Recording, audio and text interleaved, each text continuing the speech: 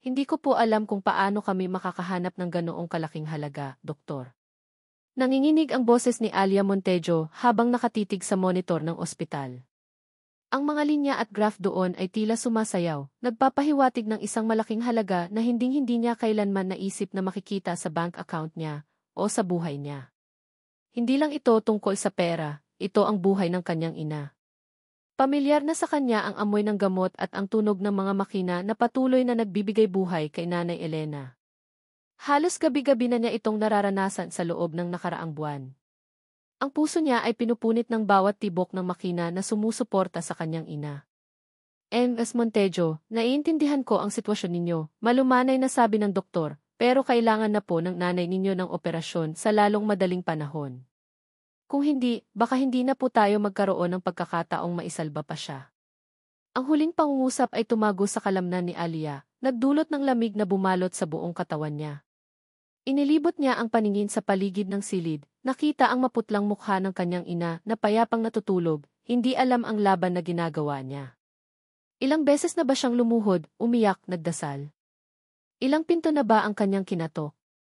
Ilang pagkakataon na ba ang lumitaw at nawala, tila bula? Napahawak siya sa tigas na metal ng kama, naghahanap ng anuman na makakapitan.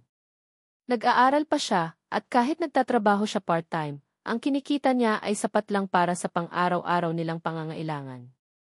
Ang pag-asang makahanap ng halos 5 milyong piso para sa operasyon ay tila isang nakakatakot na bangungot. Paano? Saan? Napaigtad siya nang mag-vibrate ang kanyang lumang cellphone. Isang unknown number. Karaniwan ay binabaliwala niya ang mga ganitong text, ngunit may kakaiba sa pakiramdam niya ngayon. Binuksan niya ang mensahe. Ms. Montejo, narinig namin ang problema mo. May huling pagkakataon ka pa. Isang espesyal na pagsubasta ngayong gabi. Ang presyo ay ang kalayaan. Ang kapalit ang hinaharap mo. Para sa nanay mo. Reply hit para sa lokasyon. Napakunot ang noo ni Alia. Isang espesyal na pagsubasta. Kalayaan. Hinaharap. Nag-aalangan siya. May kutob siyang mali. Ngunit ang bawat tibok ng puso ng kanyang ina ay tila isang orasan na naubusan ng oras. Ang salitang gihuling pagkakataon ay umalinggaw-ngao sa isip niya. May iba pa ba siyang pagpipilian? Wala na. Kahit may nagbabadyang takot, tila mailiwanag na sumilay sa dilim ng pag-asa. Kailangan niya itong subukan. Para sa nanay niya. Kailangan niyang lumaban kahit pa ang kalaban ay ang sarili niyang kinabukasan. Nanginig ang kanyang mga daliri habang nire-reply ang Keith. Ang address na ipinadala ay sa isang mataas na gusali sa gitna ng Makati. Pagdating niya, sinalubong siya ng 2 lalaki na nakaitim na suit. Walang salita, iginaya lang siya sa isang elevator patungo sa pinakamataas na palapag. Bawat palapag na dinaanan nila ay tila nagpapababa sa kanyang kaluluwa. Nang bumukas ang pinto, tumambad sa kanya ang isang malaking silid na pinalamusyan ng mga kristal na chandelier, mamahaling kortina, at mga sining. Napakaraming tao ang naroon, pawang nakasuot ng pang-itaas na antas ng lipunan. Mayayaman at makapangyarihang mukha na nakikita lang niya sa telebisyon. Bawat isa ay may hawak na paddle number. Ang bulungan ng mga tao at ang tunog ng mga baso ay lumikha ng isang nakakatakot na himig. Pakiramdam ni Alia ay isa siyang dayuhan na napadpad sa isang lugar na hindi niya pagmamay-ari. Nakasuot lang siya ng simpleng damit, taliwas sa mga babaeng nakasuot ng kumikinang na gown at mga lalaking nakasuot ng bespoke suit. Ang mga tingin nila ay tila naghubad sa kanyang pagkatao. Naramdaman niya ang init sa kanyang pisngi, halo-halong hiya at galit. Hindi nagtagal, isang lalaki na may mapaglarong ngiti ang lumabas sa gitna ng entablado. Magandang gabi, mga mahal kong bisita. Maraming salamat sa pagdalo sa aming espesyal na pagsubasta ngayong gabi. At ngayon, para sa ating huling item ang pinakamamahal at pinakamahalaga sa lahat. Napanganga si Alia. Huling item. Hindi niya naintindihan. Ang spotlight ay bumaling sa kanya. Siya. Ang mga bulungan ay biglang lumakas at lahat ng mata ay nakatitig sa kanya. Naramdaman niya ang libu-libong karayom na tumutusok sa kanyang balat. Parang gusto niyang tumakbo, sumigaw, maglaho. Ang pagdududa at pagkasuklam sa sarili ay bumalot sa kanya. Hindi ito tama. Pinilit niyang makahinga, pero parang may humaharang sa kanyang lalamunan. Ang pakiramdam na isa siyang bagay na ipinagbibili ay nakakasulaso. Lahat ng dignidad niya ay tila nawasak. Sa halagang 5 milyong piso, masiglang simula ng tagapagsubasta. Sino ang magbibigay ng mas mataas? Nagsimulang itaas ang mga paddle. Bawat pagtaas ng presyo ay tila isang martilyo na tumatama sa kanyang puso. 6 na milyon. 7. 10. Ang kanyang pagkatao ay naging numero, isang transaksyon. Nakatayo lang siya roon, halos hindi makagalaw. Ang luha ay nagbabanta ng tumulo, ngunit pinigilan niya. Hindi siya iiyak sa harap ng mga taong ito. Kailangan niya ng pera. Para kay nanay. Bigla, tumahimik ang lahat. Ang boses ng tagapagsubasta ay tila nag-aalangan. May isang nagbid ng 20 milyong piso. Nagulantang ang buong silid. Maging ang tagapagsubasta ay tila nagulat. Ang lahat ay lumingon sa likod, sa pinakadulong bahagi ng silid. Doon, nakatayo ang isang lalaki. Matangkad, nakasuot ng itim na suit na tila perpekto sa kanyang tindig. Hindi makita ang mukha niya sa una dahil natatakpan ng anino, ngunit nang humakbang siya pasulong, bumungad ang isang mukha na tila inukit sa bato. May matatalim na panga, matangos na ilong, at mapupungay na mata na may kakaibang kinang. Ang kanyang buhok ay itim na itim, maayos na nakaayos. Tila isang nilalang na lumabas sa isang pelikula. Javier de la Vega. Hindi alam ni Alia ang pangalan niya noon. Ang tanging nakita niya ay ang kanyang matalim na tingin na direktang tumama sa kanya. Walang emosyon, walang pagnanasa, tila isa lang siyang bagay na pinag-aaralan. Ngunit sa ilalim ng lamig, may kakaibang aura ng kapangyarihan at misteryo. 20 milyon? May mas mataas pa ba? Tanong ng tagapagsubasta, halatang nabigla. Walang gumalaw. Ang lahat ay nabighani sa presensya ni Javi. Kung walang iba. Sold. Ang huling item ay napunta kay Ian de la Vega. Parang huminto ang oras. Ang lahat ng tingin ay bumalik kay Alia, ngunit ngayon ay maihalong pagkamangha at takot. 20 milyon. Bakit? Sino siya? Lumapit si Javi sa entablado, bawat hakbang ay may otoridad. Direkta siyang naglakad patungo kay Alia. Nang huminto siya sa kanyang harapan, napatingala si Alia. Ang mga mata niya ay kayumanggi, malalim, tila nakikita ang pinakatago niyang takot. Hindi siya nagsalita, tiningnan lang si Alia mula ulo hanggang paa. Pagkatapos, marahan niyang iniabot ang kanyang kamay. Sumama ka sa akin, malamig na sabi niya, boses na malalim at may otoridad. Ito ay hindi tanong kundi isang utos. Napakagatlabi si Alia, ang puso niya ay kumakabog ng malakas. Kinailangan niya ang pera. Para sa nanay niya. Ito ang tanging daan. Wala siyang pagpipilian. Tumingin siya sa kanyang ina sa isip niya. Sumama ako sa'yo, nanay. Iniabot niya ang nanginginig niyang kamay at hinawakan ang kamay ni Javi. Ang balat niya ay malamig, ngunit ang kapit niya ay matatag. Hindi niya alam kung saan siya dadalhin ang taong ito, o kung anong klaseng buhay ang naghihintay sa kanya. Ngunit sa sandaling iyon, ang tanging alam niya ay ang presyo ng kanyang kalayaan ay ang buhay ng kanyang ina. At kailangan niya itong bayaran. Bumukas ang mga mata ni Alia sa isang silid na hindi niya kilala. Hindi ito ang sterile white walls ng ospital, o ang kanyang simpleng silid sa boarding house. Napakalambot ng kama na kanyang kinahihigaan, at ang kumot na nakabalot sa kanya ay gawa sa mamahaling tela na napakagaan sa balat. Ang hangin ay sariwa at mabango, taliwas sa amoy ng gamot na kinasanayan niya. Ito ba ay panaginip? Ang huling naalala niya ay ang malamig na kamay ng estranghero na humawak sa kanya. Ang tao na bumili sa kanya. Bumalik ang lahat ng alaala na tila bangungot. Mabilis siyang bumangon na paupo. Bumungad sa kanya ang isang malaking silid-tulugan na may malaking bintana na bumubungad sa cityscape ng Makati. Ang sikat ng araw ay tumatago sa glass wall, nagbibigay liwanag sa loob. May walk-in closet, isang marangyang banyo, at mga kasangkapan na tila dinisenyo ng isang sikat na interior designer. Hindi ito ang bahay ng isang pangkaraniwang tao. Napakagatlabi si Alia, ang puso ay kumakabog ng malakas. Anong nangyari? Nasaan siya? Hindi nagtagal, bumukas ang pinto. Pumasok si Javier de la Vega. Nakasuot siya ng casual polo shirt at pantalon, iba sa formal na suot niya kagabi. Ang buhok niya ay medyo magulo na parang bagong gising, ngunit ang matatalim niyang mata ay nanatiling alerto. Bitbit niya ang tray ng almusal, may kape, tinapay at prutas. Para siyang isang karakter mula sa isang pelikula na biglang nagpakita sa kanyang mundong puno ng problema. May kakaibang kaba na bumalot kay Alia. Ang kanyang presensya ay malakas at nakakapagdulot ng takot, ngunit may halo ring hindi maipaliwanag na pagkabighani.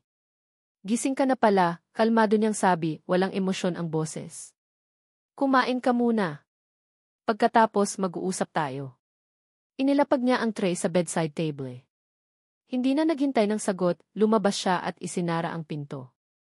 Iniwan si Alia na tulala. Kumain. Makikipag-usap.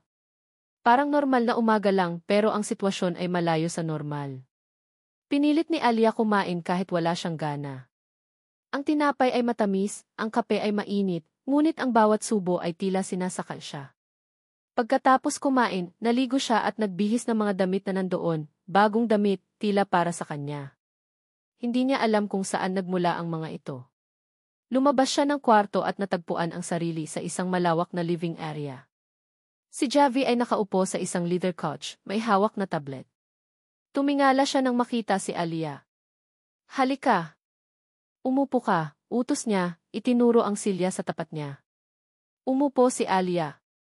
Pinilit niyang maging matatag, kahit na ang buong pagkatao niya ay nanginginig sa takot. Alia Montejo, nagsimula si Javi, ang boses ay seryoso. Nabili kita sa halagang 20 milyong piso. Napasinghap si Alia. Ang katotohanan ay masakit pa rin. Para malinaw, hindi ito pagpapakasal o anuman. Isa itong kontrata. Tutustusan ko ang lahat ng pangangailangan sa pagpapagamot ng nanay mo. Lahat. Hanggang gumaling siya at makabalik sa normal na buhay. Napatingala si Alia, may kislap ng pag-asa sa kanyang mga mata. Totoo ba ito? Ang kapalit, patuloy ni Javi, hindi pinansin ang pag-asa sa mukha ni Alia, ay maninirahan ka sa kondo na ito. Susundin mo ang lahat ng aking patakaran. Hindi ka lalabas ng walang pahintulot ko. Hindi mo sasabihin kaninuman ang tungkol sa pagsubasta. Walang sinuman ang dapat makaalam sa tunay na relasyon natin. Ganoon kadali. Maging isang bilanggo. Ang pag-asa ay mabilis na napalitan ng pagkabigla at galit. Bakit po? Bakit niyo ako binili? Hirap niyang tanong, ang kanyang boses ay nanginginig. Ano pong gusto niyo mula sa akin? Inisihan ni Javi ng tipid. Gusto kong mapakinabangan ang pinaghirapan kong pera. At sa ngayon, ikaw ang pinakamahal na bagay na nabili ko. Hindi mo kailangang intindihin. Ang kailangan mo lang gawin ay sundin ang pinagkasunduan natin. Para sa nanay mo. Ang huling pangungusap ay tumama sa kanya. Para sa nanay niya. May gusto siyang ipaglaban, ngunit anong laban ang mayroon siya laban sa pera at kapangyarihan nito? At isa pa, dagdag ni Javi, hindi ka titigil sa pag-aaral. Sa katunayan, magsisimula ka ulit sa pasukan na ito. Nagulat si Alia. Pero huwag kang mag-alala sa tuition fee. Sagot ko na. Ang kailangan mo lang ay mag-aral ng mabuti. Lalo siyang naguluhan. Sino ba talaga ang lalaking ito? Bakit niya ginagawa ang lahat ng ito? Mayroon akong klase mamayang hapon. Sasama ka. Hindi siya pinayagan ni Javi na magtanong pa. Iginya siya nito sa isang kotse na may tinted windows at nagmaneho sila patungo sa kanyang universidad. Buong biyahe ay tahimik lang si Alia, ang isip ay naglalakbay sa iba't ibang senaryo. Paano niya ito itatago? Paano niya haharapin ang mga kaibigan niya? Nang makarating sila sa university campus, naramdaman ni Alia ang pagdami ng kanyang kaba. Ilang linggo siyang hindi nakapasok dahil sa ospital. Malamang ay nag-aalala ang mga kaibigan niya. Hintayin mo ako rito, utos ni Javi nang makarating sila sa tapat ng isang lecture hall. May kailangan lang akong ayusin. Tumango si Alia. Bumaba si Javi at naglakad palayo, papalabas sa kanyang paningin. Naiiwan siya sa loob ng kotse, humihinga ng malalim. Sana ay matapos na ang araw na ito. Ilang minuto ang lumipas. Biglang may lumabas na estudyante mula sa lecture hall, kasunod ang iba pa. Nagtataka si Alia kung anong nangyayari. Pagkatapos, lumabas si Javi mula sa loob ng lecture hall, kasama ang DN ng unibersidad. Nakita niya ang isang grupo ng estudyante na nagkumpulan at kinakausap ang DN at si Javi. At doon, sumiklab ang kanyang mundo. Nakita niya si Javi na umakyat sa entablado ng lecture hall. May mikropono sa kanyang kamay. Ang DN ay nakatayo sa tabi niya, nakangiti. "Good morning, students," malakas na sabi ng DN. "I would like to introduce to all of you our new economics professor, Dean Javier de la Vega. He will be taking over Professor Reyes' class." Ang bawat salita ay tila martilyo na tumama sa ulo ni Alia. "Professor Jave." Ang lalaking bumili sa kanya ay ang kanyang bagong propesor. Agad na napayuko si Alia, halos gusto niyang magtago sa ilalim ng upuan. Nararamdaman niya ang mga matatalim na tingin ng mga estudyante na papalabas sa silid. Hindi niya alam kung nakita nila siyang kasama si Javi kanina, pero ang kaba niya ay sobra-sobra. Nasa loob siya ng isang pain. Ang tao na kinasusuklaman niya ay siya ring taong makakasalamuhan niya araw-araw, ang taong magdidikta ng kanyang buhay. Ang katotohanan na siya ang kanyang propesor ay nagdagdag ng panibagong layer ng kahihiyan at takot. Pagbalik ni Javi sa kotse, tahimik lang si Alia. Ayaw niyang magsalita, ayaw niyang magtanong. Pero alam ni Javi na nabigla siya. Nagpatuloy ang mga araw sa loob ng kondo. Tila normal lang ang kanilang buhay. Javi ay lumalabas para magtrabaho, at si Alia naman ay sumasama sa kanya papunta sa unibersidad, pero magkaiba sila ng klase. Sa bahay, Javi ay kalmado at tahimik. Madalas siyang nakikita ni Alia na nagbabasa ng mga libro o nagtatrabaho sa kanyang laptop sa living room. Hindi siya mahilig makipag-usap at tanging mga maikling utos o tanong lang ang kanyang binibitawan. "Kumain ka na ba? Uminom ka ng gamot ng nanay mo? Nag-aral ka na ba para sa klase mo?" Walang emosyon, parang isang robot. Pero may mga pagkakataon na nakikita ni Alia ang ibang panig niya. Isang gabi, may lagnat si Alia. Nakita niya si Javi na lumapit sa kanya, hinawakan ang noo niya, at naghanda ng mainit na tsaa. Ang kanyang mga mata ay nagpapakita ng kaunting pag-aalala, kahit hindi niya ito sinasabi. Minsan, nakita niya si Javi na nakatulala sa bintana, malalim ang iniisip. Ang kanyang mukha ay hindi kasing tigas tulad ng dati. May lungkot doon, isang lungkot na hindi maipaliwanag. Sino ba talaga ang lalaking ito? Nagsimula si Alia na tanungin ang sarili. Posible ba na sa ilalim ng lahat ng ito may kabutihan sa kanya? O nagpapanggap lang siya? Ang kanyang isip ay naguguluhan. Ang puso niya ay nakakaramdam ng kakaibang damdamin. Pagkalito. Pagdududa, sigurado. Galit, minsan. Takot, palagi. Pero mayroon ding isang hindi maipaliwanag na pagkabighani, isang pag-asa na baka hindi siya nag-iisa sa kanyang laban. Isang hapon, pagkatapos ng klase, nagulat si Alia nang makita si Javi na naghihintay sa kanya sa labas ng gusali. Kakaiba ang kilos niya. Tila may kailangan siyang sabihin. "Alia," kalmado niyang sabi, inabot ang isang maliit na kahon. "Para sa iyo." Binuksan ni Alia ang kahon. Isang bagong cellphone. Hindi tulad ng lumang cellphone niya na sira-sira na. Ito ay bago at makintab. "Hindi ka na mag-isa," sabi ni Javi, ang kanyang boses ay mas malambot kaysa dati. "Pero tandaan mo, mayroon tayong kasunduan." Napakagatlabi si Alia, ang tingin ay nakatuon sa bagong cellphone. Ang telepono ay tila simbolo ng kanyang bagong pagkakakulong. Ito ay koneksyon niya sa labas, ngunit ito rin ang nagpapatunay na siya ay ganap na kontrolado ni Javi.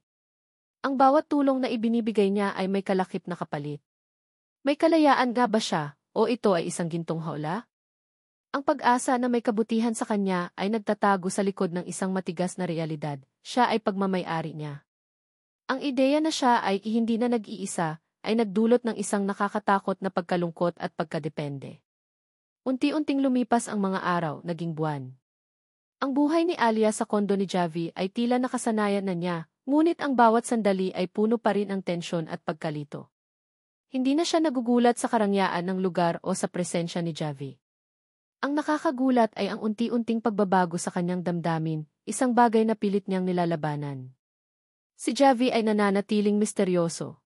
Madalas siyang wala, abala sa trabaho bilang propesor at kung ano paman ang kanyang pinagkakaabalahan. Kapag nasa bahay naman siya, tahimik at abala sa kanyang sarili. Ngunit sa ilalim ng lahat ng iyon, may mga pagkakataon na nakikita ni Alia ang isang panig niya na hindi niya inaasahan. Isang hapon, pauwi si Alia mula sa unibersidad. Nakita niya si Javi sa labas ng gusali, hindi naghihintay para sa kanya, kundi para sa isang matandang janitor na nahihirapang magbuhat ng mabigat na kahon. Walang sinasabi si Javi, basta na lang niya inabot ang kahon at inilipat sa van ng janitor. Ang matanda ay nagpasalamat ng paulit-ulit at ninisyan lang siya ni Javi ng tipid bago bumalik sa kanyang kotse. Hindi iyon ang inaasahan ni Alia. Ang lalaking bumili sa kanya, ang lalaking tila bato ang puso, ay may ganitong kabaitan. Isang hindi maipaliwanag na init ang kumalat sa kanyang dibdib. Hindi ito ang Javi na nakikita niya sa loob ng 4 na dingding ng kondo. Bakit mo ginawa iyon? Tanong niya nang makasakay sila sa kotse. Tumingin sa kanya si Javi, bahagyang nakakunot ang noo. Ano? Yung pagtulong sa janitor, paglilinaw ni Alia. Wala lang. Kailangan niya ng tulong, simple niyang sagot at ipinagpatuloy ang pagmamaneho. Wala lang. Para kay Javi, ang pagtulong ay natural lang, hindi kailangan ng paliwanag. Para kay Alia, iyon ay isang butas sa maskara na pilit niyang isinusuot. Sa bahay, ang mga soble na aksyon ni Javi ay unti-unting nagbubukas ng kanyang puso. Minsan, nakalimutan ni Alia ang kanyang assignment. Nakita niya si Javi na tahimik na inilapag sa kanyang mesa ang aklat na kailangan niya, kasama ang isang note na may marking sa pahina. Walang salita, walang pangaral, basta na lang niya ginawa.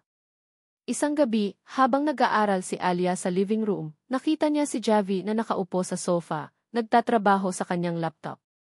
Ang ilaw sa silid ay malabo at ang kanyang mukha ay bahagyang natatabunan ng anino. Sa isang pagkakataon, umangat ang tingin ni Javi at nagtama ang kanilang mga mata. Sa loob ng ilang segundo, walang nagsalita. Hindi na iyon ang malamig na tingin na bumalot sa kanya sa auction house. May kung anong pagkakomplikado sa mga mata niya, isang timpla ng lungkot at pagod. Biglang bumilis ang tibok ng puso ni Alia. Agad niyang ibinalik ang tingin sa kanyang aklat, nagkunwaring abala. Ang pakiramdam na nakita niya ang isang panig ni Javi na hindi dapat makita ay nagdulot ng kilig at kaba. May isa pang pagkakataon na nagpagulo sa kanyang isip.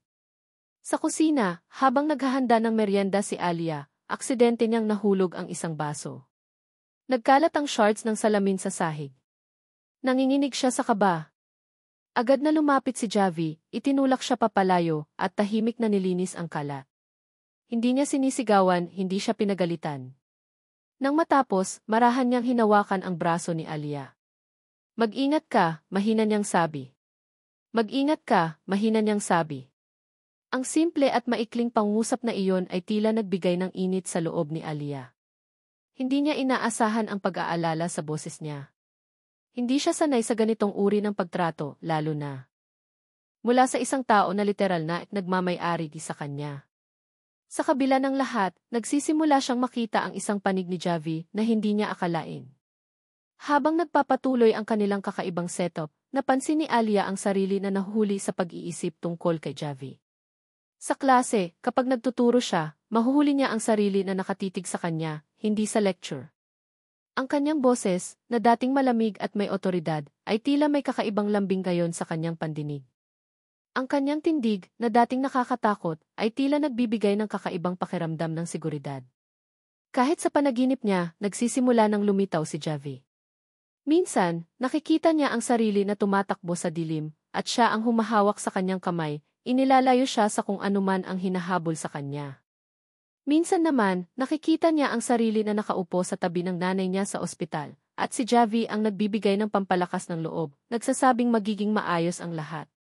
Nagigising siya sa umaga na may halo-halong pakiramdam, pagkalito at kahihiyan. Paano siya nagkaroon ng ganitong uri ng damdamin para sa taong naglagay sa kanya sa sitwasyong ito? Ito ba ay Stockholm Syndrome? O sadyang napakagaling lang niya magpanggap? Ang ideya na nahuhulog ang loob niya sa lalaking bumili sa kanya ay tila isang pagtataksil sa kanyang sarili, sa lahat ng kanyang pinagdaanan. Hindi. Hindi ito tama, bulong niya sa sarili habang nakatingin sa labas ng bintana. Hindi ko siya pwedeng magustuhan. Pinilit niyang ibaling ang isip sa kanyang pag-aaral, sa kanyang nanay, sa kanyang kinabukasan na pilit niyang binubuo. Ngunit sa bawat paghinga, tila naroon si Javi. Sa unibersidad, sinubukan niyang maging normal. Nakikipag-usap siya sa kanyang mga kaklase, nagpapanggap na walang problema. Ngunit may isang kaklase niya, si Liza, na matalas ang mata. Alia, totoo ba ang naririnig ko? Tanong ni Liza isang araw, habang kumakain sila ng lunch sa cafeteria. May chismis na may special daw na connection ka kay Professor De La Vega. Napahinto si Alia sa pagkain, halos mabulunan. Ha? Ano ka ba, Liza? Bali-balita lang iyan. Professor ko siya. Wala nang iba.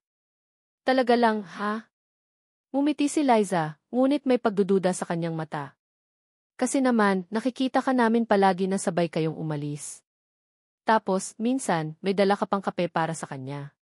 Sino bang estudyante ang gumagawa niyan para sa profesor niya? Napalunok si Alia. Hindi niya alam na napapansin pala ang mga maliliit na bagay na iyon. Ang kape ay inuutos lang naman ni Javi na dalhin niya tuwing umaga sa office niya. Trabaho lang, tangi niyang nasabi. Nagtatrabaho ako sa office niya bilang assistant. Ay, ganun ba? Swerte mo naman. Gwapo pa naman si Professor Javi. Maraming nagkakagusto sa kanya. Lalo na si Sophia Lim, sabat ni Liza, idinagdag ang pangalan ng sikat na socialite na anak ng isang bilyonaryo. Balita ko, ex-girlfriend daw niya iyon. O kaya ay fiancé. Bumalik ang kilig na naramdaman ni Alia, ngunit ngayon ay may kasamang kakaibang kirot sa dibdib. Sophia Lim. Isang babaeng kasing ganda at kasing yaman ni Javi. Tiningnan niya ang kanyang sarili. Isang estudyante na halos ipinagbili ang sarili. Ano siya kumpara kay Sophia Lim? Ang pagkabahala ay nagsimulang bumalot sa kanya. Hindi lang ang pamilya niya ang nasa panganib, kundi pati na rin ang kanyang privacy at ang pagkakakilanlan ng nanay niya. Kailangan niyang mag-ingat. Kailangan niyang panatilihin ang kanyang maskara. Isang umaga, habang naghahanda si Alia ng almusal sa kusina, bigla siyang nakaramdam ng pagkahilo. Naging madilim ang kanyang paningin at naramdaman niya ang kakaibang pagtaas ng kanyang sikmura. Pinilit niyang kumapit sa counter. Ayos ka lang ba, Alia? Boses ni Javi na lumapit sa kanya.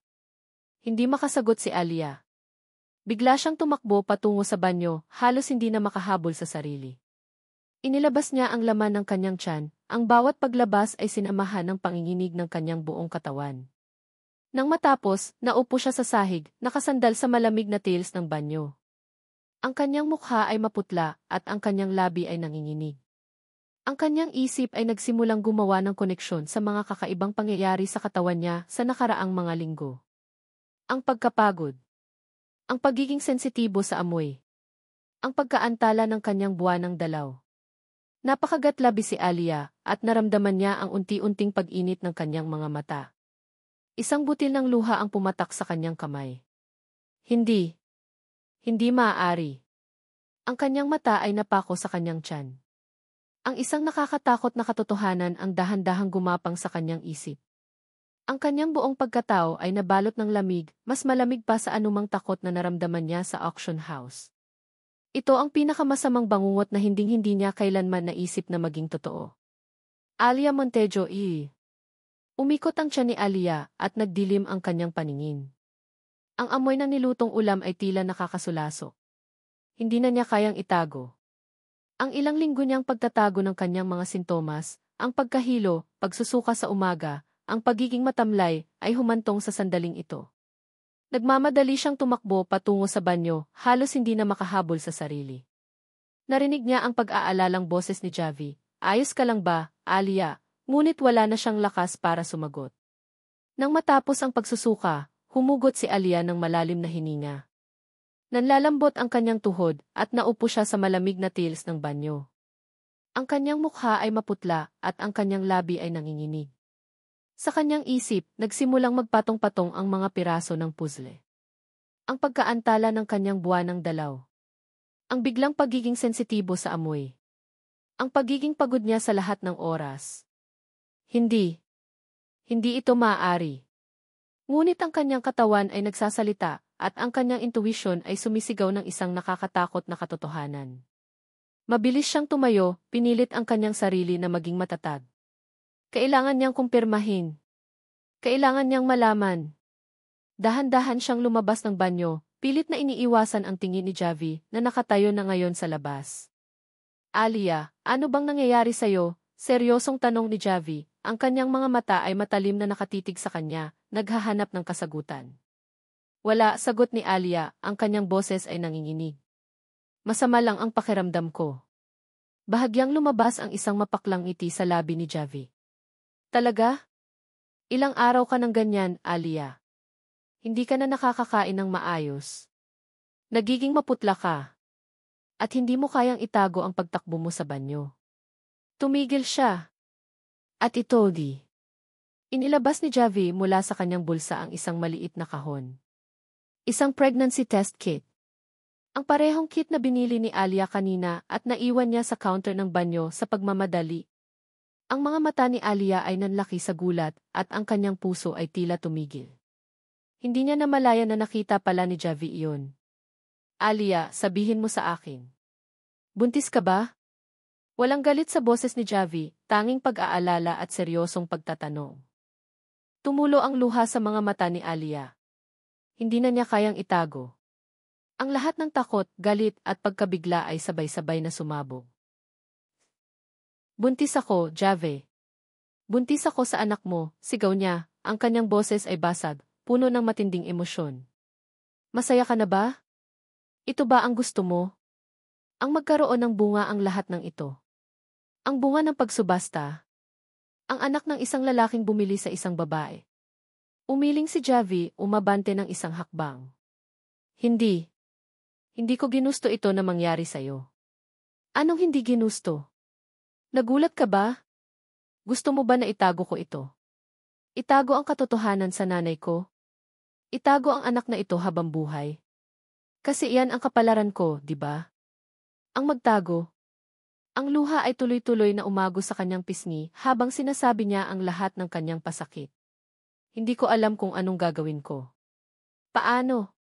Paano natin haharapin ito? Yumuko si Alia, tinakpan ang kanyang mukha ng mga kamay at umiyak ng umiyak. Ang lahat ng pagdududa, kahihiyan at kawalan ng pag-asa ay sabay-sabay na lumabas. Pakiramdam niya ay nawala na ang lahat ng kanyang lakas.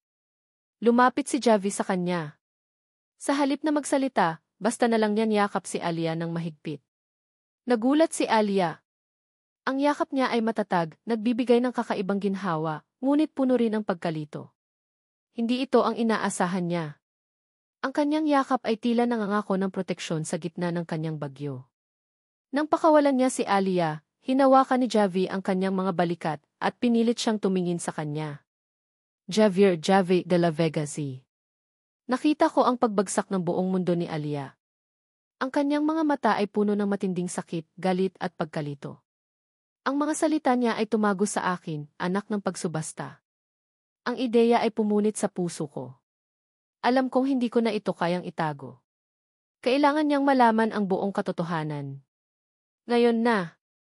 Alia, pakinggan mo ako, seryoso kong sabi, ang aking boses ay nagpapakita ng otoridad, ngunit maihalong lambing. Hindi ako natutuwa sa nangyari sa'yo. At lalong hindi ko kagustuhan na mangyari ito sa'yo. At hindi ito bunga ng pagsubasta. Anong ibig mong sabihin? Tanong niya, ang kanyang boses ay nanginginig pa rin, ngunit may bahid na ng pagkalito. Humugot ako ng malalim na hininga. Ito na. Ang oras para ilantad ang lahat. Hindi ko sinadyang maging parte ng pagsubasta na iyon, paglilinaw ko. Ang totoo, matagal ko nang iniimbestigahan ang mga ganitong uri ng illegal na auction. Isang black market sa ilalim ng ilaw ng Maynila. Isang sindikato na nagbebenta ng mga tao sa mga makapangyarihan at mayayamang may maitim na hangarin. Tumingin siya sa akin, ang kanyang mga mata ay nanlalaki sa gulat. Investigasyon? Ano ka ba, pulis? Bakit ka nandoon? Hindi ako pulis. Pero may koneksyon ako sa gobyerno, sa mga ahensya na lumalaban sa mga sindikato. Matagal na akong nagtatrabaho undercover para mahanap ang mga taong nasa likod nito, paliwanag ko. Ang bawat salita ay sadyang pinili para maintindihan niya. Nang nalaman kong may isang batang babae na ipapahamak, isang estudyante na desperado, ginawa ko ang lahat para makuha ka. Ang system nila ay perpekto para makahuli ng mga inosente, lalo na ang mga tulad mo na nangangailangan ng tulong. Ikaw ang target nila. Ako, tanong niya, halatang naguguluhan. Alia, ikaw pagtatapat ko. Narinig ko ang kwento mo. Ang nanay mo. Ang iyong sitwasyon.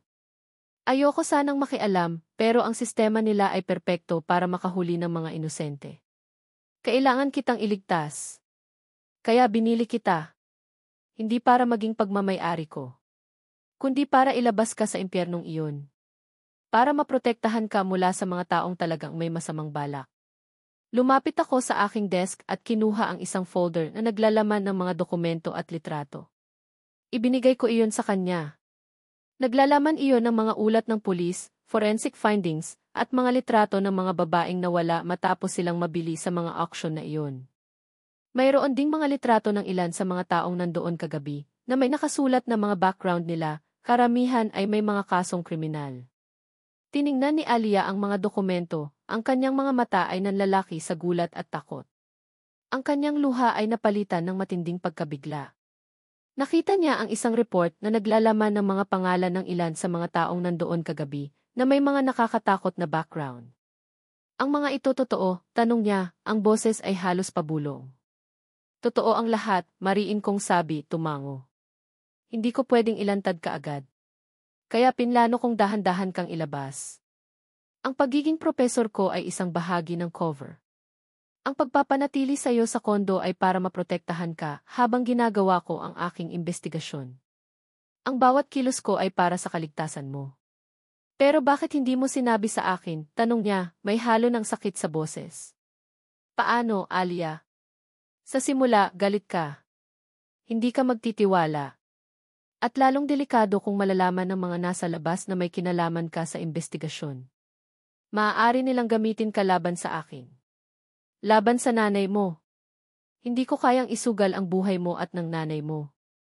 Tiningnan niya ako ng matagal, ang kanyang mga mata ay naghahanap ng kasinungalingan sa aking mga salita, ngunit wala siyang nakita.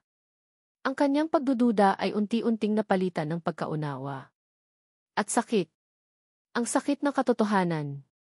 Kaya lahat ng ito ay para lang sa misyon mo. Tanong niya, ang kanyang boses ay halos pabulong, may huling pilit na pagkapit sa pag-asa na hindi lang iyon. Napakagatlabi ako. Alam kong ang tanong na ito ang pinaka-nakakasakit. Hindi. Hindi na ito misyon lang. Lumapit ako sa kanya, hinawakan ang kanyang mga kamay. Hindi, Alia. Sa simula. Pero nang makilala kita, nang makita ko ang tapang mo para sa nanay mo, nagbago ang lahat. Natakot ako. Dahil hindi ko inaasahan na mahuhulog ang loob ko sa'yo. Ang mga mata ni Alia ay nanlaki. Ano? Alia, mahal kita, pagtatapat ko, boses na puno ng sinseridad. Hindi lang ikaw ang nasa tiyan mo, kundi pati na rin ang puso ko. Gagawin ko ang lahat para protektahan ka. Para protektahan ang anak natin. Hindi ito bunga ng isang pagsubasta. Bunga ito ng isang bagong simula. Bunga ito ng pag-ibig. Haharapin natin ito ng magkasama. Tinitigan ako ni Alia, ang kanyang mga luha ay patuloy na umaagos, ngunit ngayon ay maihalong pag-asa. Nag-aalangan pa rin siya, may pagdududa pa rin sa kanyang mga mata, ngunit may kislap ng liwanag doon. Hindi niya alam kung maniniwala. Ngunit ang pagdududa ay hindi kasing bigat ng pag-asa. Sa sandaling iyon, ang kanyang puso ay naramdaman ang isang kakaibang seguridad. Yumuko ako at niyakap ko siya ng mahigpit. Hindi ka nag-iisa. Haharapin natin ito. Sa pagyakap ko sa kanya, naramdaman ko ang paglamig ng kanyang katawan at ang pagbigat ng kanyang ulo sa aking balikat. Nang tingnan ko siya, nakita kong nakapikit na siya at nakatulog dahil sa matinding pagod at emosyon. Binuhat ko siya papunta sa kanyang silid. Mahimbing siyang natutulog, tila ang bigat ng mundo ay nawala sa kanyang balikat, kahit panandalian lang. Ngunit alam kong ang laban ay nagsisimula pa lang. Paglabas ko ng silid, biglang nag-vibrate ang aking cellphone. Isang unknown number. Nang tingnan ko, lumabas ang pangalan sa screen, Tito Ramon. Javier de la Vega C. Ang pagbubunyag ng katotohanan tungkol sa aking imbestigasyon at ang pagtanggap ng aking damdamin para kay Alia ay tila nagpagaan ng malaking pasanin sa aking balikat. Ang pagkaalam na magiging ama na ako ay nagdulot ng halo-halong emosyon, takot, pag-asa, at isang matinding pangako na poprotektahan ko ang pamilyang ito na unti-unti kong nabubuo. Ngunit alam kong ang pagiging tapat ay simula pa lamang ng mas malaking laban. Matapos kong buhatin si Alia pabalik sa kanyang silid at tiyaking mahimbing na siyang natutulog, lumabas ako at sinagot ang tawag mula kay Tito Ramon. Ang pangalan ay tila isang babala. Javier, ang boses ni Tito Ramon ay malamig, puno ng otoridad, at walang pagtatago ng pagkadismaya. Kailangan nating mag-usap. Ngayon na. Dito sa bahay ng mga De La Vega. Anong problema, Tito? Pilit kong pinananatiling kalmado ang boses ko, kahit na nararamdaman ko na ang pagtaas ng aking galit. Kilala ko si Tito Ramon. Para sa kanya, ang reputasyon ng pamilya ang pinakamahalaga, mas mahalaga pa sa kapakanan ng sinuman. Ang babaeng kasama mo. May mga balita na nakakarating sa akin. Mga balita na sumisira sa pangalan ng pamilya De La Vega. Hindi ko ito papayagan. Sino ang babaeng iyan? Walang patumpik-tumpik niyang tanong. Kausapin natin ito ng personal, Tito, sabi ko, hindi sa telepono. May kailangan akong ipaliwanag. Wala nang pag-uusapan. Bumalik ka rito sa bahay ng walang kasamang babae. Kung hindi, haharapin mo ang lahat ng maaaring mangyari sa iyo at sa kung sino man ang kasama mo, banta niya, at ibinaba ang telepono bago pa ako makasagot. Napakasikip ng aking dibdib. Alam kong may kinalaman si Sofia dito. Kilala ko si Sofia Lim, siya ang uri ng babae na hindi lang basta sumusuko sa kung anong gusto niya. At tiyak na ginagamit niya si Tito Ramon para makaganti at makuha ang gusto niya. Kailangan kong kumilos ng mabilis. Kinabukasan ng umaga, kinausap ko si Alia habang nag-aalmusal kami. Ipinaghanda ko siya ng simpleng lugaw na alam kong kakayanin niya sa kanyang kondisyon. May tumawag sa akin kagabi, nagsimula ako, ang aking tinig ay kalmado ngunit may seryosong tono. Si Tito Ramon. Nalaman na niya ang tungkol sa atin. At tiyak na gawa ito ni Sofia. Nakita ko ang pagbaba ng tingin ni Alia, ang pagpigil niya sa kanyang paghinga. Ang takot ay muling sumilay sa kanyang mga mata. Anong gagawin natin, Jave? Kung malaman nila ang lahat, paano si nanay? Paano ang magiging anak natin? Hinawakan ko ang kanyang kamay sa ibabaw ng mesa. Huwag kang mag-alala. Poprotektahan ko kayo. Wala akong hahayaang mangyari sa inyo. Hindi ka na mag-iisa sa laban na ito. At para maging malinaw sa lahat, pupuntahan natin ang nanay mo ngayon. Nanginginig si Alia, ngunit tumango siya, nakita ko ang bahagyang pagkakakita ng determinasyon sa kanyang mga mata. Nang makarating kami sa ospital, ang puso ko ay kinakabahan. Hindi ko alam kung paano tatanggapin ni Elena Montejo ang lahat, lalo na ang balita tungkol sa pagbubuntis ni Alia at ang aming kakaibang sitwasyon. Pagpasok namin sa silid, nakita ko ang nanay ni Alia. Payat siya, at ang kanyang mukha ay maputla, ngunit ang kanyang mga mata ay nagbigay ng isang mainit na ngiti nang makita niya si Alia. Anak! Kumusta ka? Mahina niyang tanong, ang kanyang boses ay malambing. Ayos lang po ako, nanay, sagot ni Alia, lumapit at hinalikan ang noo ng kanyang ina. Lumapit ako sa kama. Magandang araw po, Tita Elena, magalang kong bati. Nagulat si Elena. Javier. Kumusta ka, iho? Ang tagal mong hindi nakabisita. Humugot ako ng malalim na hininga. Tita Elena, nagsimula ako, may kailangan po kaming sabihin sa inyo. Mahalaga po ito. Ipinaliwanag ko ang lahat, mula sa aking investigasyon sa illegal auction, ang tunay kong layunin sa pagkuha kay Alia, ang pagbubuklod ng aming damdamin, at ang katotohanan na nagdadalang tao si Alia. Habang nagsasalita ako, nakita ko ang pagbabago sa mukha ni Elena, gulat, takot, at sa huli, luha. Ngunit ang luha niya ay hindi galit o pagkasuklam. Ito ay luha ng kalungkutan dahil sa pinagdaanan ng anak niya, ngunit may halo ring pag-asa at pagmamahal. Javier, mahina niyang sabi, humahawak sa aking kamay. Salamat. Salamat sa pagliligtas sa anak ko. At sa pagtanggap sa kanya sa lahat ng ito. Alam kong hindi naging madali para kay Alia ang lahat ng ito. Basta anak, nandito lang ako para sa'yo. Tumingin siya kay Alia, ang kanyang mga mata ay punong-puno ng pagmamahal. Anak, hindi ka nag-iisa. Matibay ka. Ang mga salitang iyon ay nagbigay ng malaking kaluwagan sa aming dalawa ni Alia. Ipinangako ko kay Elena na poprotektahan ko si Alia at ang aming magiging anak at gagawin ko ang lahat para maging ligtas ang kanilang kinabukasan. Sa kabila ng kanyang sakit, naging sandigan si Elena sa amin, ang kanyang pagtanggap ay nagpalakas sa aming loob. Lumipas ang ilang linggo. Ang aming relasyon ni Alia ay unti-unting lumalalim, nagkakaroon kami ng mga tahimik na sandali na puno ng pag-unawa at pagmamahalan. Ang bawat sandali ng kapayapaan ay tila isang huling hininga bago ang bagyo. Alam kong hindi pa tapos ang lahat. Isang gabi, dumalo ako sa isang mandatoryong social event na inoorganisa ng pamilya de la Vega. Ayaw kong iwan si Alia, ngunit alam kong kailangan kong magpakita upang hindi mapansin ang kawalan ko. Matagal ko nang inaasahan na makakaharap ko si Sofia Lim doon. At tama ako. Pagpasok ko sa ballroom, nakita ko agad si Sofia, nakasuot ng eleganteng pulang gown. Ang kanyang ngiti ay perpekto, ngunit ang kanyang mga mata ay matatalim, puno ng hindi magandang balak.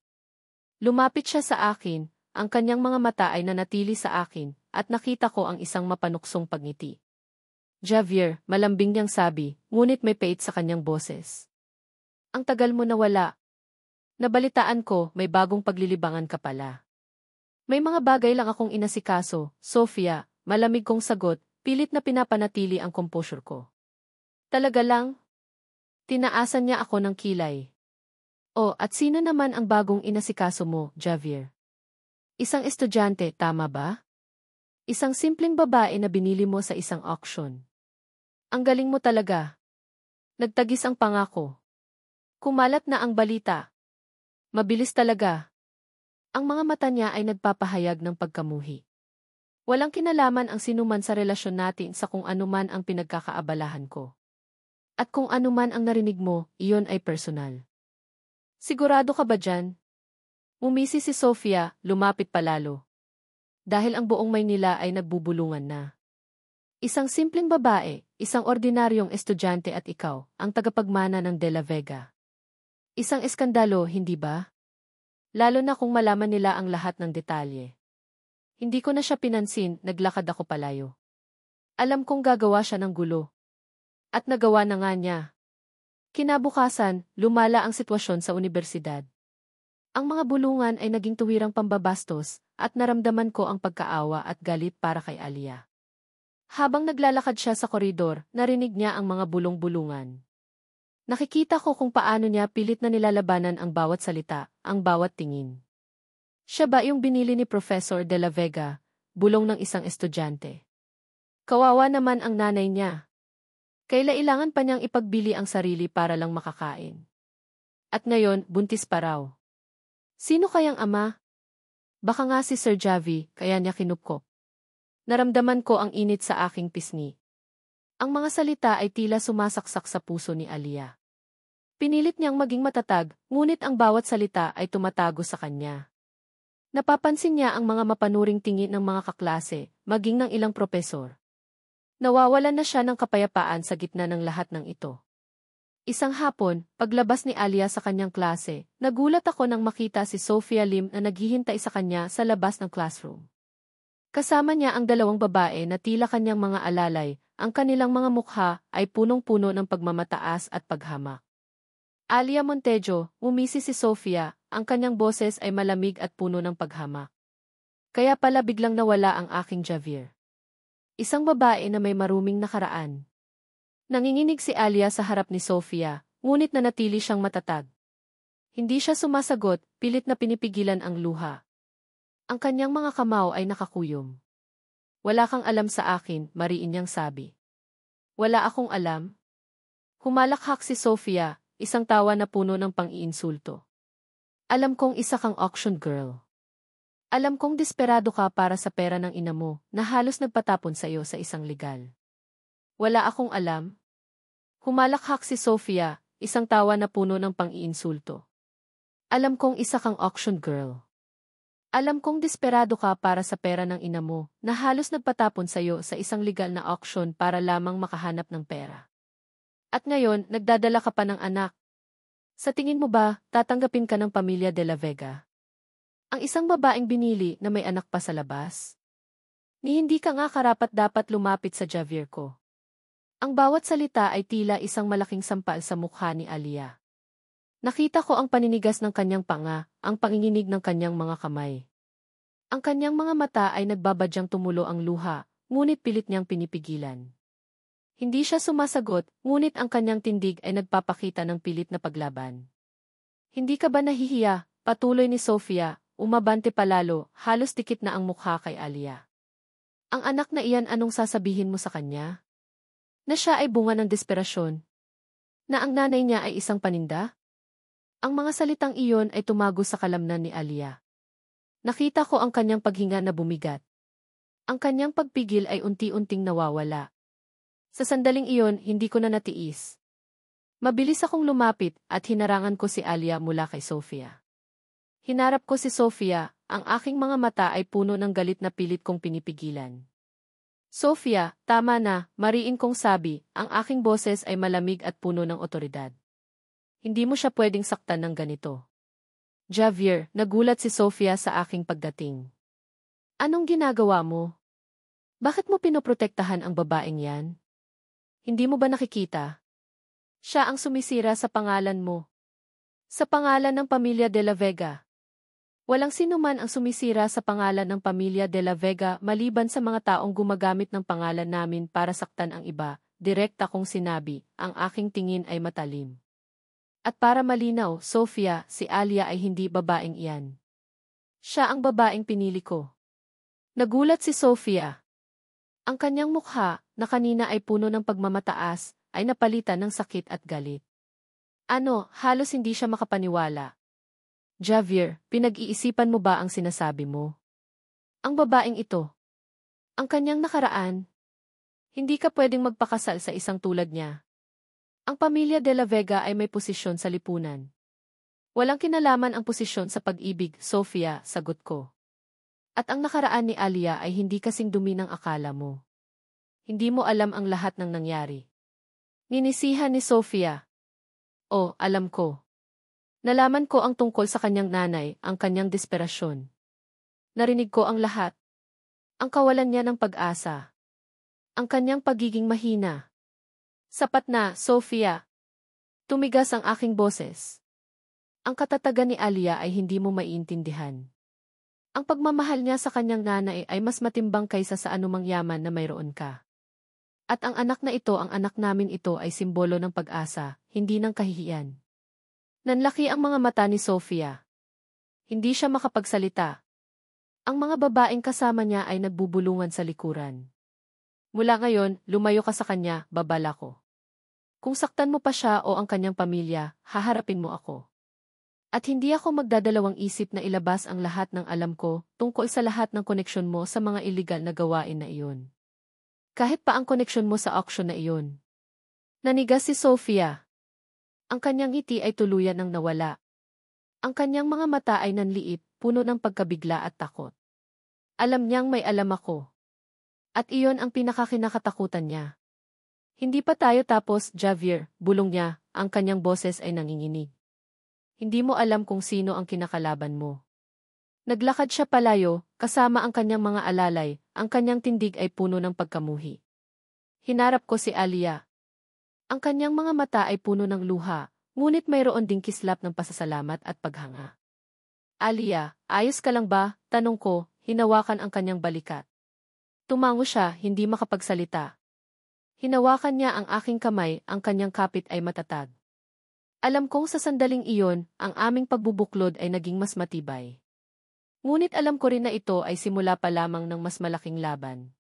Hindi susuko si Sofia. At lalong hindi susuko si Tito Ramon. Alia Montejo I. Ang mga salita ni Sofia Lim ay tila mga karayom na tumutusok sa aking balat, at ang bawat bulong-bulungan sa unibersidad ay parang latigo na humahampas sa aking dignidad. Sa kabila ng pagtatanggol ni Javi, naramdaman ko ang unti-unting pagguho ng aking mundo. Ang pagiging auction girl ay hindi na isang lihim, ito ay naging tatak na nakaukit sa akin at sa magiging anak ko. Unti-unting nagbago ang mga tingin ng aking mga kaklase. Ang mga dating ngiti ay napalitan ng mga mapanuring sulyap. Ang mga bulungan ay naging tuwirang pamamahiya. Sa cafeteria, sa library, kahit sa loob ng classroom, naririnig ko ang mga pahiwatig. Nabalitaan mo ba? Yung Montejo, totoo raw yung chismis, bulong ng isa. Nga. Nakakaawa naman. Kung gaano kasikat si Sir Javi, ganun naman kadelikado ang nakaraan niya. Desperada lang siguro. Ang bawat salita ay tila nagpapakipot sa mundong ginagalawan ko. Hindi ko na makayanang tumingin sa kanila. Ang mga dating kaibigan ko ay lumalayo, tila ayaw madamay sa ieskandalot ko. Kahit si Liza, na dating malapit sa akin, ay nag-iwas ng tingin. Pakiramdam ko, mag-isa akong lumalaban. Dumating ang isang araw na tinawag ako sa opisina ng Dian. Nakaupo si Javi doon, kasama ang Dian at isang miyembro ng board. Ang kanilang mga mukha ay seryoso. Ms. Montejo, simula ng Dian, ang boses ay malamig. May mga natatanggap kaming reklamo tungkol sa iyo. May kinalaman sa iyong pag-ugali at sa iyong relasyon sa isang propesor. Napakagatlabi ako. Alam kong ang tinutukoy nila ay ako at si Javi. Pinagmula ng distraction ka sa aming institusyon, patuloy ng Dian. Kailangan naming panatilihin ang integridad ng unibersidad. Naramdaman ko ang paglamig ng aking dugo. Ano? Bilang pansamantalang hakbang, sabi ng miyembro ng board, sususpindihin ka muna namin sa pag-aaral. Hanggat hindi nalilinawan ang lahat ng issue. Napatingin ako kay Javi, ang aking mga mata ay puno ng pagkabigla at pagtataksil.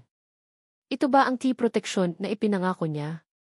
Kailangan mong intindihin, Alia, sabi ni Javi, ang kanyang boses ay kalmado, ngunit ang kanyang mga mata ay nagpapakita ng pilit na pagpigil. Ito ay pansamantala lang. Pansamantala? Ang aking pag-aaral, ang aking pangarap ay tinatanggal sa akin dahil sa isang kasinungalingan na pinagsimulan ni Sofia. Ang kawalan ng kakayahan kong lumaban ay nagdulot ng matinding galit sa sarili. Ang pagtigil ko sa pag-aaral ay tila isang malaking pader na humaharang sa lahat ng aking pag-asa.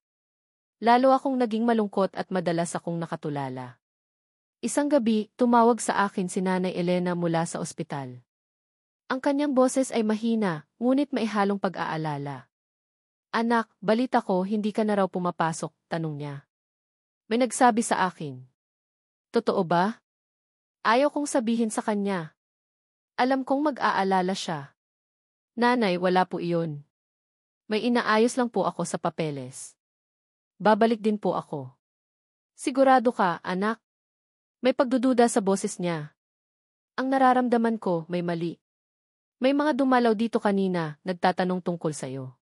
Kung saan ka raw nagtatrabaho. Kung paano ka nakakakuha ng pera. Nanigas ako. Sino ang mga dumalaw? Ito ba ang mga tao ni Sofia? O ni Tito Ramon? Ang takot ay bumalik. Ang nanay ko ay nasa panganib dahil sa akin. Sino po ang mga iyon, nanay? Tanong ko, pilit na pinapanatili ang kalmado kong boses. Hindi ko kilala, anak. Maganda ang babae at may kasamang matandang lalaki. Sabi nila, kaibigan ka raw nila Javier. Pero ang kanilang mga tanong nakakatakot, anak. Sofia at Tito Ramon. Naramdaman ko ang matinding kaba. Hindi na lang ako ang target nila. Dinamay na nila ang aking nanay. Nanay, huwag po kayong mag-alala. Mag-iingat po kayo. Wala po iyon. Nang matapos ang tawag, bumagsak ako sa sofa. Ang aking mga luha ay tuloy-tuloy na umagos. Ang aking mundo ay gumuho na. Hindi ko na alam kung saan ako pupunta o kung ano ang gagawin ko. Dumating si Javi kinagabihan. Nakita niya ako na umiiyak. Lumapit siya at niyakap ako, ngunit pakiramdam ko ay hindi niya ako maintindihan. Alia, ano bang nangyari? Tanong niya. Si nanay. Dinadalaw siya ng mga tao mo, sigaw ko, ang boses ay basag.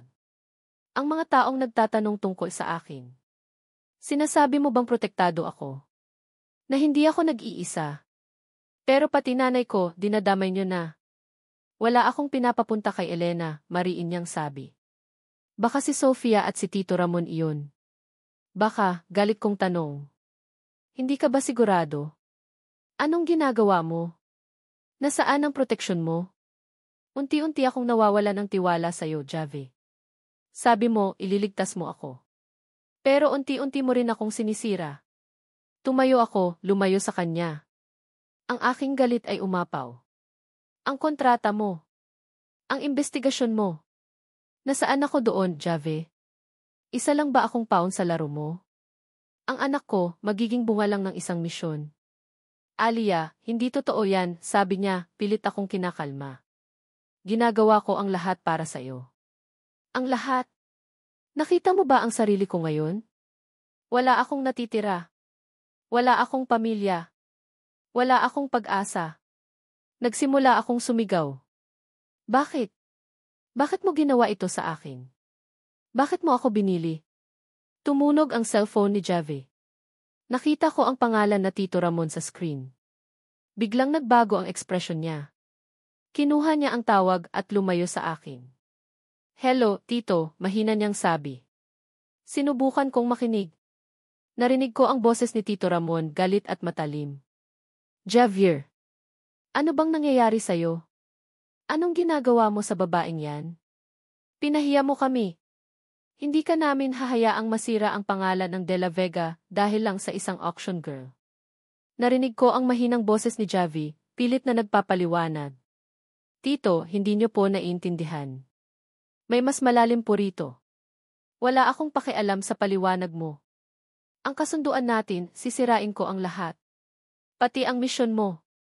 Alam ko ang lahat ng ginagawa mo, Javier. Ang mga lihim mo. Ang nanay ng babaeng iyan. Ang kalagayan niya. At ang anak na iyan. Kinilabutan ako. Alam ni Tito Ramon ang tungkol sa nanay ko. At sa anak ko. Tito, wag niyo po siyang idamay. Pakiusap, narinig ko ang pagmamakaawa ni Javi na halos hindi ko pa nakita sa kanya. Huli na ang lahat, Javier. Tingnan mo na lang ang balita bukas. At pakiusap, layuan mo na ang babaeng yan. Kung hindi, ikaw mismo ang sisira sa sarili mo. Ibinaba ni Tito Ramon ang telepono. Nakita ko ang pagod sa mukha ni Javi. Ang kanyang mga balikat ay tila bumigat. Lumapit ako sa kanya, ang aking puso ay puno ng pagdududa. Anong nangyari? Anong gagawin nila sa nanay ko? Alia, huwag kang mag-alala, sabi niya, ngunit ang kanyang boses ay nagpapakita ng labis na pagkabahala.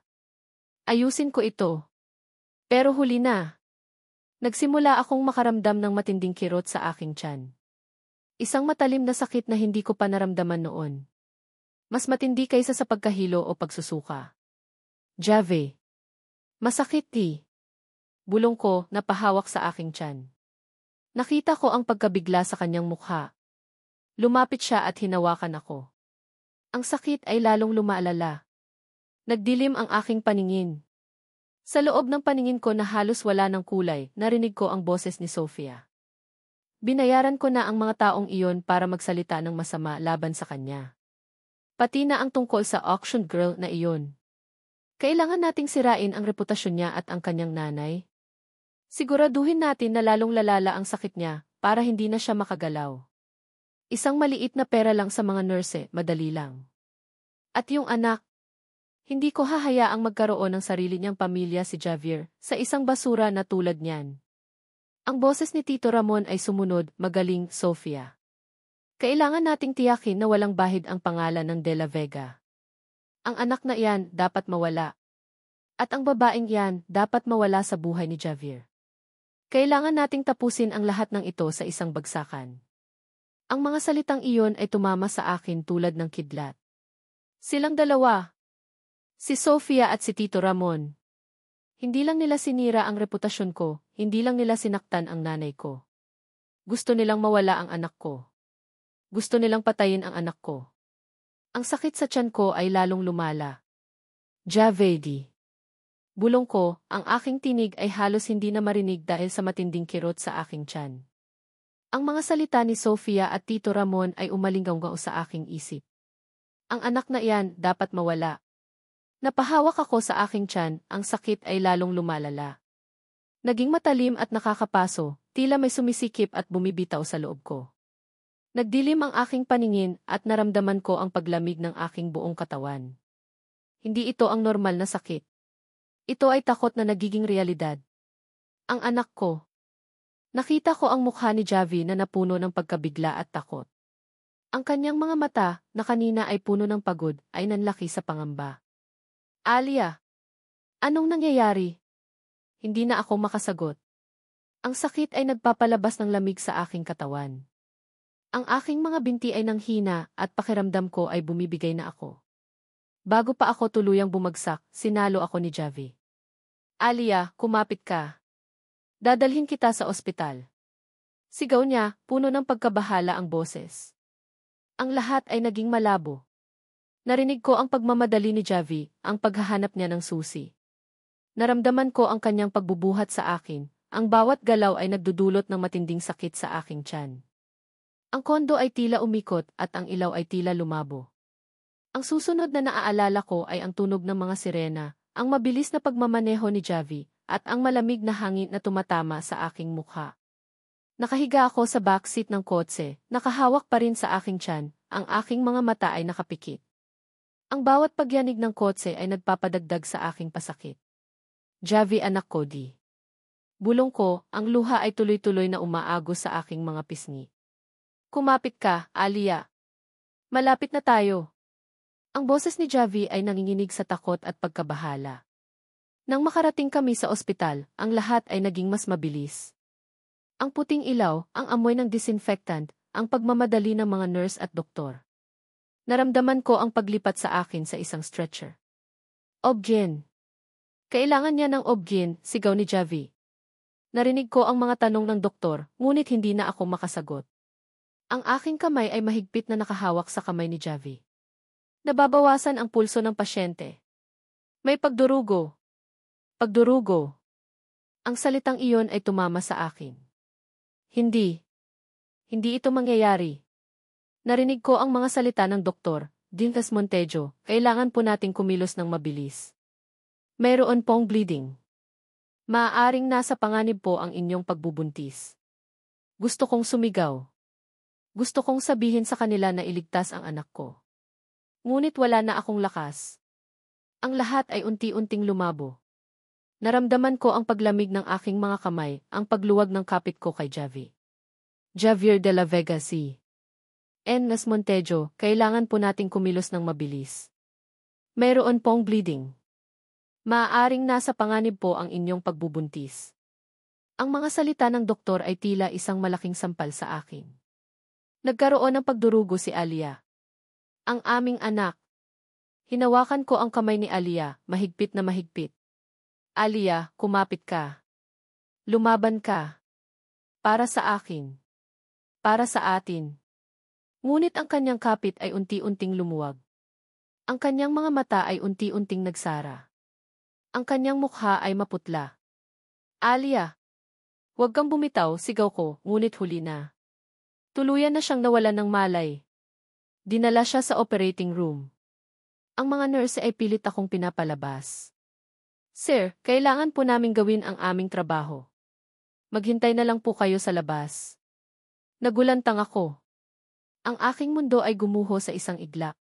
Ang babaeng pinakamamahal ko at ang anak namin ay nasa gitna ng panganib dahil sa aking pagiging pabaya. Dahil sa aking pagiging bulag. Ang mga salita ni Sofia at Tito Ramon ay umalinggaw sa aking isip. Gusto nilang mawala ang anak ko. Ginawa nila ito. Nakatayo ako sa labas ng operating room, ang aking mga kamay ay puno ng dugo ni Alia. Ang sakit sa aking dibdib ay hindi ko na makayanan. Ang kawalan ng kapangyarihan ay nagpatumba sa akin sa sahig. Alia! Anak ko, bulong ko, ang aking mga luha ay tuloy-tuloy na umagos. Ang lahat ay nawala. Ang aming pangarap, ang aming pag-asa, ay tila naglaho sa isang iglap. Ang kadiliman ay bumalot sa akin at alam kong nasa pinakamababang punto na ako ng aking buhay. Javier de la Vega C. Ang amoy ng ospital ay bumalot sa akin, ngunit hindi ito ang amoy ng gamot.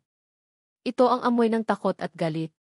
Ilang oras na akong nakaupo rito, naghihintay, ang aking mga kamay ay puno pa rin ang dugo ni Alia. Ang sakit sa aking dibdib ay hindi ko na makayanan. Ang mga tinig ni Sofia at Tito Ramon ay umalinggaw sa aking isip, ang kanilang mga banta, ang kanilang mga plano na sirain ang buhay namin. Hindi ko ito papayagan. Hindi na ulit. Nang lumabas ang doktor, agad akong tumayo, ang aking puso ay kumakabog ng napakabilis. Doktor, kumusta po si Alia? Ang anak ko. Bumuntong hininga ang doktor. Stable na po ang pasyente. Nalampasan niya ang delikadong bahagi. Ngunit ano po, kinakabahan kong tanong. Maaari po siyang makunan, sir. Kailangan po niya ng kumpletong bed rest at masusing pagsubaybay. Nagawa po namin ang lahat ng aming makakaya para iligtas ang bata, ngunit may posibilidad pa rin po natin. Hindi ko na narinig ang iba pa. Ang aking mundo ay gumuho muli. May pag-asa pa. Pero manipis. Kinuyom ko ang aking mga kamao. Hindi. Hindi ko hahayaang mawala ang anak ko. Hindi ko hahayaang masira ang buhay ni Alia. Pinayagan akong pumasok sa silid ni Alia. Nakahiga siya, maputla at mahina. Ang kanyang mga mata ay nakapikit. Hinawakan ko ang kanyang kamay. Malamig. Ang kanyang paghinga ay mababaw. Alia, bulong ko, ang aking boses ay basag. Patawarin mo ako. Hindi ko hahayaang mangyari ito ulit. Hindi na. Haharapin ko sila. Haharapin ko ang lahat. Ang sakit, pagod, at kawalan ng pag-asa ay nagtulak sa akin sa dulo ng aking limitasyon. Ngunit sa sandaling iyon, ang galit ay nagbigay sa akin ng lakas. Hindi ko pwedeng sumuko. Hindi ako pwedeng maging mahina. Kailangan kong labanan ang apoy sa pamamagitan ng apoy. Agad kong tinawagan ang aking matalik na kaibigan at dating kasamahan sa investigasyon, si Detective Reyes. Reyes, kailangan ko ang tulong mo, ang aking boses ay malamig at puno ng determinasyon. May kailangan tayong tapusin. Ipinaliwanag ko sa kanya ang lahat, ang pagsubasta, ang tungkol kay Alia, ang aming anak, at ang pagpapakita ni Sofia at Tito Ramon. Sinabi ko rin sa kanya ang hinala ko na sila ang nasa likod ng paghina ng nanay ni Alia at ang tangkang pagpapawalay sa aming anak. Javi, delikado ito, babala ni Reyes. Ang pamilya de la Vega ay makapangyarihan. Si Tito Ramon ay may mga koneksyon. Alam ko, sagot ko. Pero wala na akong pakialam. Kung hindi ako kikilos, mawawala ang lahat sa akin. Kailangan kong tapusin ito ng minsan at para sa lahat. Mayroon akong koneksyon sa loob ng auction syndicate na dati kong kasamahan. Alam niya ang lahat ng koneksyon ng pamilya sa black market. Sa loob ng sumunod na mga araw, ginawa ko ang lahat para makahanap ng ebidensya. Nagtrabaho ako ng tahimik, pilit na iniiwasan ang atensyon ng pamilya de la Vega. Ginawa ko ang lahat para makakuha ng impormasyon mula sa aking mga koneksyon sa ilalim ng lupa. Ang mga dating impormasyon tungkol sa auction syndicate ay muling binalikan ko. Ang aking dating kasamahan sa undercover operations ay nagbigay ng mahahalagang leads. Ang pinakamahalagang impormasyon na nakuha ko ay ang isang bank account na pagmamay-ari ni Sofia Lim, kung saan ipinapadala ang malalaking halaga ng pera sa mga taong sangkot sa auction at sa ilang staff sa ospital kung saan nakakonfine si Elena. Ito ang magpapatunay na may kinalaman sila sa lahat ng nangyari.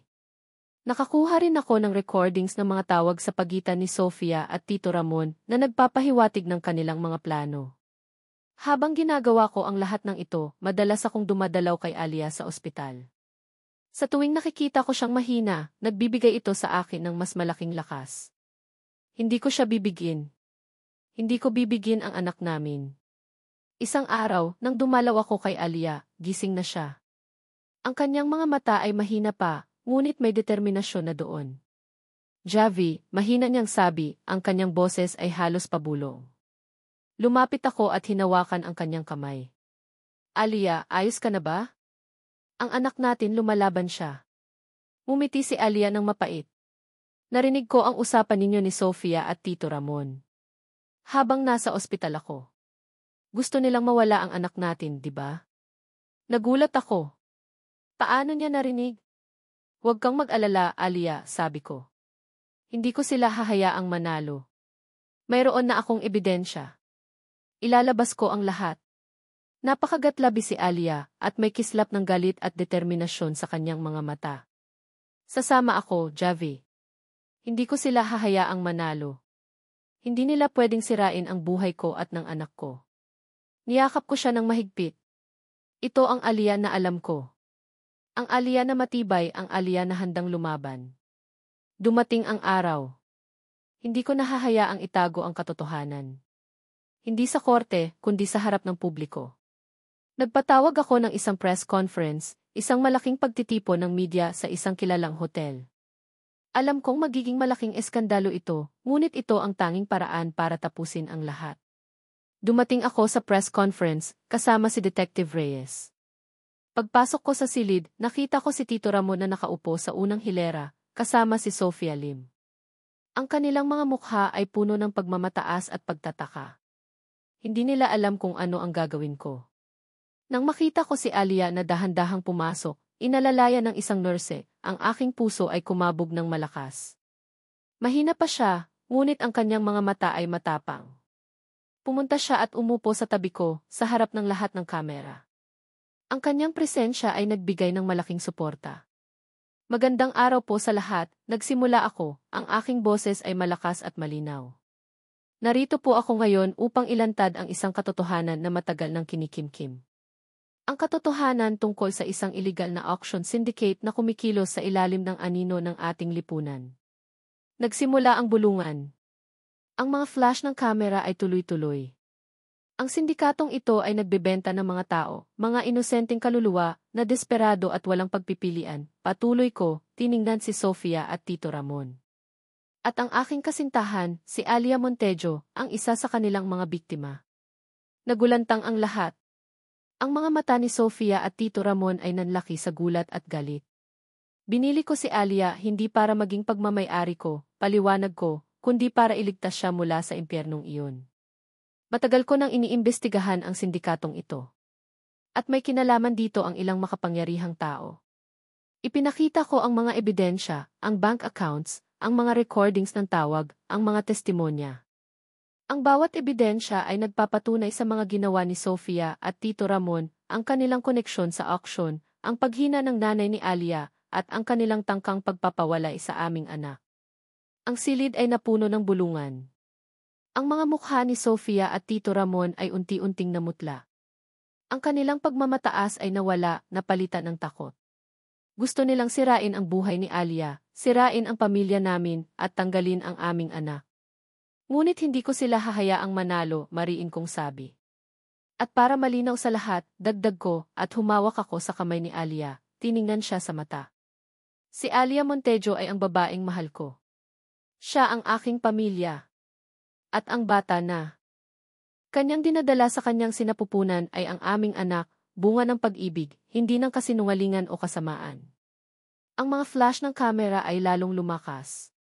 Nakita ko ang pagbagsak ng buong mundo ni Sofia at Tito Ramon. Ang kanilang mga mukha ay puno ng pagkatalo at kahihiyan. Ang kanilang reputasyon ay tuluyan ng nawasak.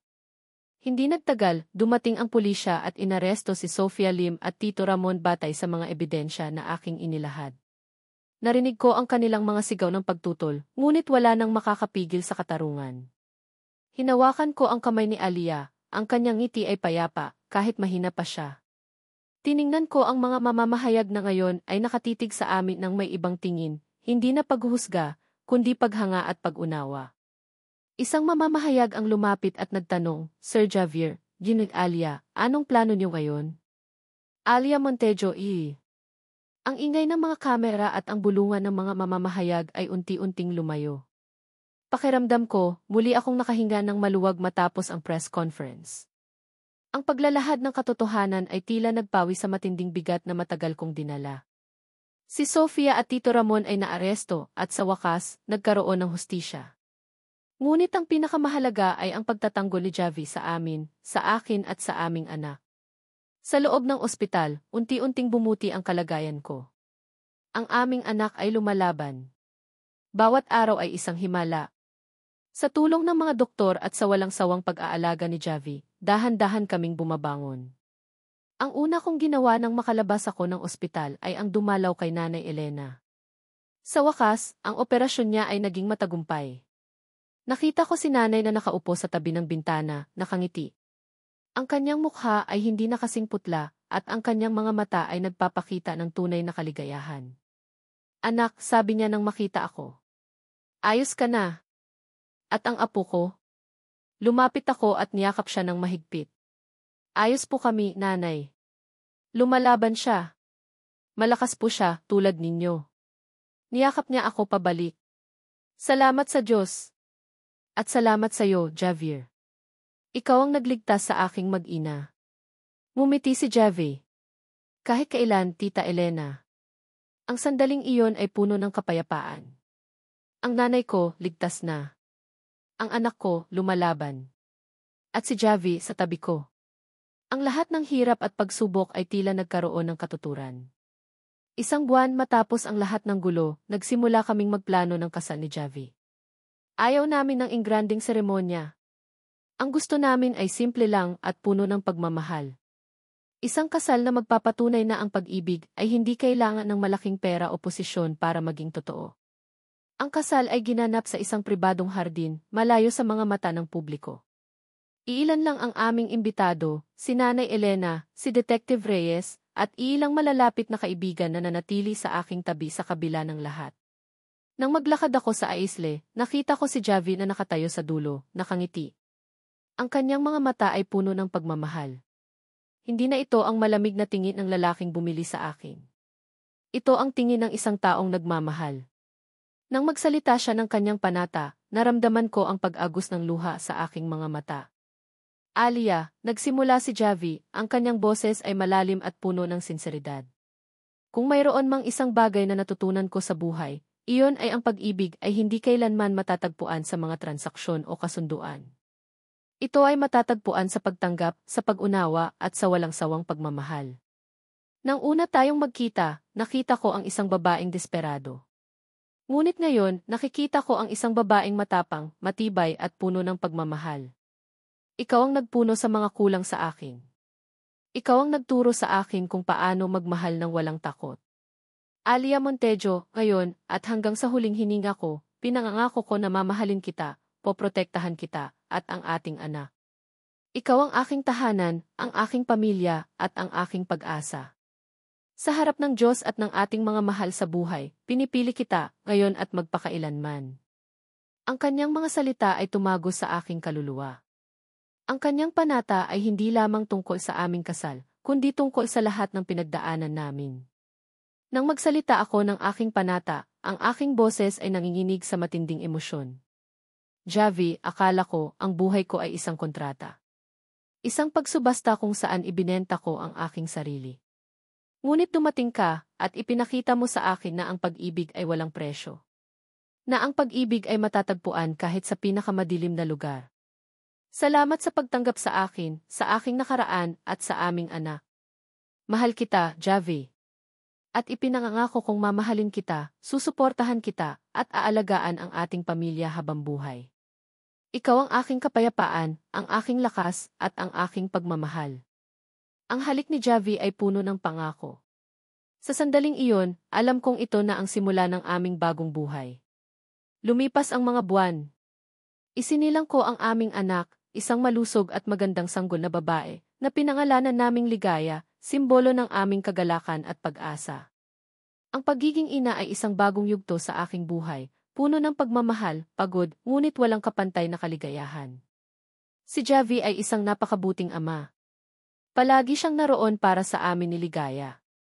Nagbabasa siya ng bedtime stories, nagpapalit ng diapers, at naglalaro kasama ang aming anak. Nakikita ko ang saya sa kanyang mga mata tuwing nakikita niya si Ligaya, isang saya na hindi ko kailanman inakala na makikita sa kanyang mukha. Ang aming buhay ay naging simple ngunit puno ng pagmamahal. Nagpatuloy ako sa aking pag-aaral, at sinuportahan ako ni Javi sa bawat hakbang. Natapos ko ang aking degree, at ngayon, nagsimula akong magboluntaryo sa mga organisasyon na tumutulong sa mga kababaihan na nasa mahirap na sitwasyon, lalo na sa mga biktima ng human trafficking. Gusto kong gamitin ang aking karanasan upang magbigay ng pag-asa sa iba. Gusto kong ipakita sa kanila na hindi katapusan ng mundo ang pinagdaanan nila, at mayroong pag-asa at pagmamahal. Minsan, habang naglalakad kami sa parke, hawak ang kamay ni Javi at si Ligaya na nakaupo sa stroller, naramdaman ko ang simoy ng hangin. Ang sikat ng araw ay dumadapo sa aking mukha. Tumingin ako kay Javi na nakangiti habang tinitingnan si Ligaya. Ang kanyang mga mata ay puno ng pagmamahal. Ang ganda ng araw, di ba? Tanong niya. Sagot ko at hinigpitan ang kapit sa kanyang kamay. At ang ganda ng buhay. Hindi na ako natatakot. Hindi na ako nahihiya sa aking nakaraan. Ang mga peklat ay naroon pa rin, ngunit ito ay nagpapaalala sa akin ng aking lakas. Nagpapaalala sa akin na nalampasan ko ang lahat. Ang pag-ibig ni Javi, ang kanyang pagtanggap, ang aming anak, at ang paggaling ni nanay, lahat ng ito ay patunay na ang pag-ibig ay maaaring umusbong kahit sa pinakamadilim na lupa. Ang mga tinig ng paghusga ay humina, at ang pagmamahal ang naging pinakamalakas na boses. Ang pamilya ang aking kuta, at ang pag-ibig ang aming pundasyon. Sa huling sandali na iyon, habang tinitingnan ko si Javi at si Ligaya na naglalaro sa ilalim ng araw, muli akong bumulong. Ito ang tahanan ko. Ito ang pag-ibig ko. Ang lahat ay nagkaroon ng katuturan. Ang bawat sugat ay nagdulot ng lakas, at ang bawat luha ay nagdulot ng pag-asa. At dito nagtatapos ang kwento ni Alia at Javier, isang paglalakbay na pinagsama ng pag-ibig at pag-asa. Sa bawat pahina, bawat kabanata, kasama ko kayo, mahal kong mga tagapakinig. Taos puso akong nagpapasalamat sa inyong pagtangkilik at sa pagbibigay ng inyong oras at puso sa kwento ni Alia at Javier. Ang paglalakbay sa pagsusulat nito ay puno ng emosyon. Bilang isang manunulat, ang bawat luha at ngiti ng mga karakter ay naramdaman ko rin. Nais kong ibahagi ang bawat hapdi at pag-asa na kanilang pinagdaanan at dalhin kayo sa kanilang mundo. Ang kwentong ito ay paalala na ang tunay na pag-ibig ay hindi limitado ng nakaraan, ng mga paghuhusga ng lipunan, o ng anumang balakid. Ito ay tungkol sa pagpapatawad, pag-unawa, at ang walang hanggang pag-asa na kahit sa pinakamadilim na sandali, may liwanag na lilitaw. Ipinapakita nito na ang sakripisyo para sa pamilya at ang matinding pagmamahal ay kayang lampasan ang lahat ng pagsubok. Sana ay umantig ito sa inyong mga puso at nagbigay ng inspirasyon. Kung mayroon kayong mga saloobin o aral na napulot mula sa kwento, huwag kayong mag-atubiling ibahagi ang inyong mga komento. Nais kong marinig ang inyong mga damdamin. Muli, maraming salamat sa pagiging bahagi ng paglalakbay na ito. Hanggang sa muli nating pagkikita sa panibagong kwento. Lihim ng puso.